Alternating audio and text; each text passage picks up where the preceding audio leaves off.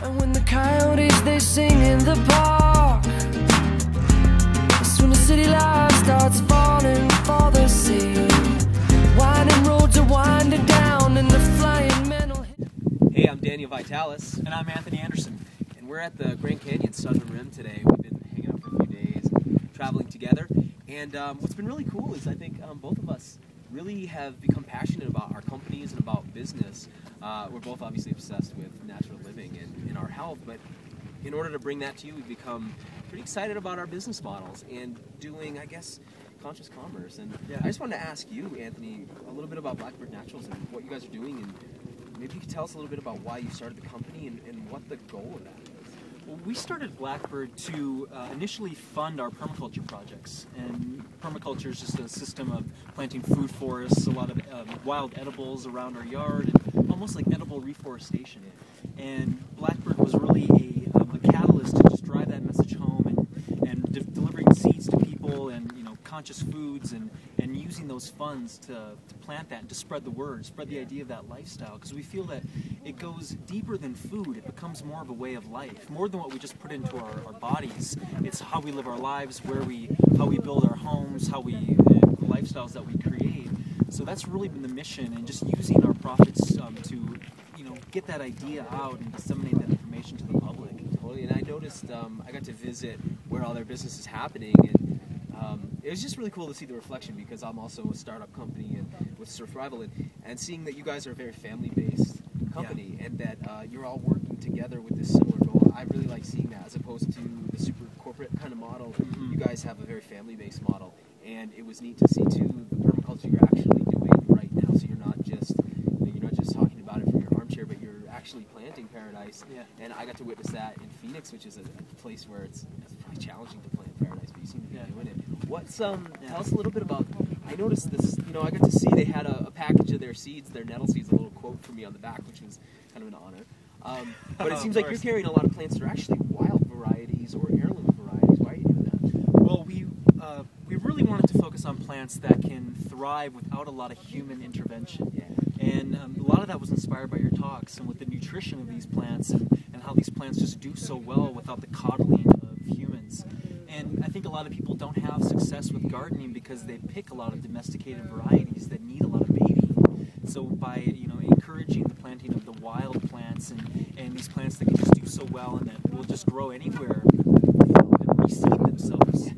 We really like the idea of people collecting their seeds at the end of the season and sharing them with their friends. It's exciting because people are really convinced, I think, that gardening or that growing food is this process of having to really battle against nature in order to make it happen. And they don't understand it's because of the type of plants that they're growing. So yeah, it's really fascinating, and I really agree with you. And I think the nutrition of what you're offering is so far beyond the broccoli and the kale for a supermarket. It's really cool to see that, and it's really cool to see that you guys are actually really doing what you're talking about. Yeah. And you've got more than one permaculture project you're working on. Yeah, we've got the one in Phoenix. The original one that I started was about 4 years ago, and that's in Minnesota. So I'm kind of dealing with the extreme colds and then the extreme heat.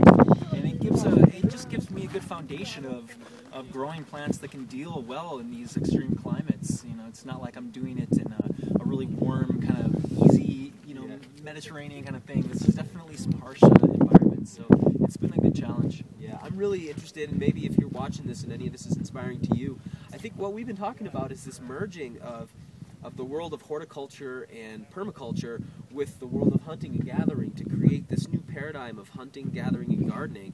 And the reason we're talking about that might seem strange to some of the people watching this if you haven't really spent the time looking into why we're talking about it. But the truth is our current agricultural method, even our best organic farming, is destroying the soil. It is. And it's what's caused the collapse of lots of civilizations before us. We're not the first to have a collapse. And we're looking at a time in history where our soil resources are collapsing because of how we're treating it.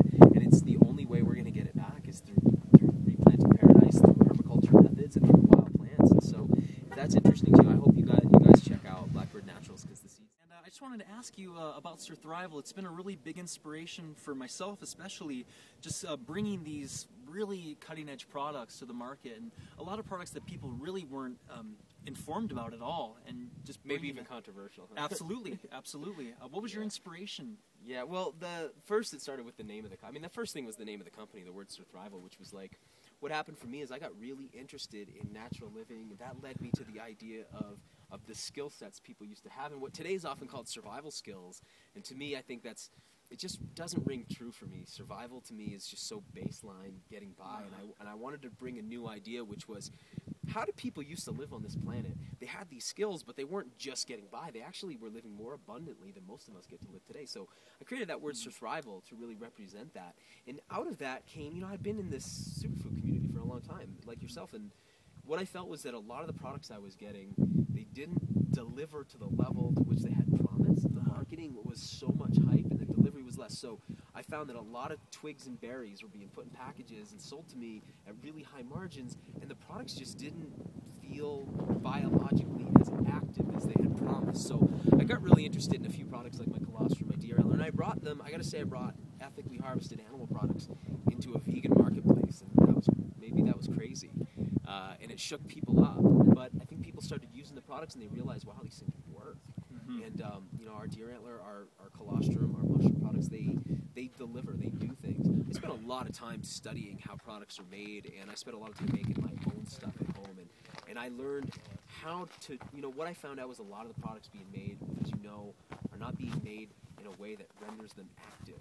So people sell products that don't do anything, and then the person taking them feels ripped off, and they're disillusioned with the health community. Yeah. So I wanted a company where people took the products and they said, "Oh my God, it does something." And I think we've done that. I think Survival's product line has brought something to the market that's not only controversial, but really revolutionary as far as how active it is. Yeah.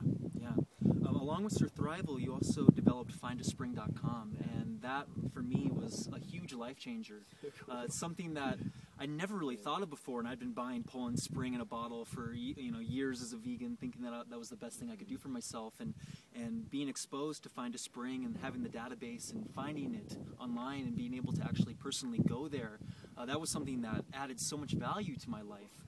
And I really appreciate that you brought that to the public, for free, and just disseminating that information to people is such a gift. Anyway, Find a Spring is one of the ways in which I'm able to give back to people, and it's beautiful to see a community come up in that way. So, it's all about working with people, working with community, working with networks. And Find a Spring has created a network of people who are all in love with nature and the bounty of nature and the abundance of nature and the water that kind of goes with that. Yeah. How can people find more about you? They can find me at danielvitalis.com. That's Daniel Vitalis, Vitalis.com. And through there is kind of a portal to Survival, to Find a Spring, and to other projects that I'm doing. And, you can find both of us, I guess, at the Longevity Now conference this April. That's right. April 1st through the 3rd, we'll both be there. And that's a cool spot because people can come and actually hang out with us, talk to us. You got questions you've been wanting to ask either of us, we're there, we're available for you. So you can come see us and be part of our extended community when we all gather together in Costa Mesa this April. I think one of the greatest values of that conference is really having the face-to-face with all the the leaders in the industry. And it's important that you interact with people through the computer and you become almost like a glamour. People don't really, it's so important to get face-to-face and go okay, it's another person, and wow, I'm just like them, and I can do the same things they're doing, and these are down-to-earth. We're real people, we're down-to-earth people, and we do this because we care about the people who follow our work, and we want to share with them. So it is nice to get face-to-face with all of you. Hope to see you there in April. I'm Anthony Anderson. I'm Danny Vitalis. Thanks so much, guys. Take care. Take care.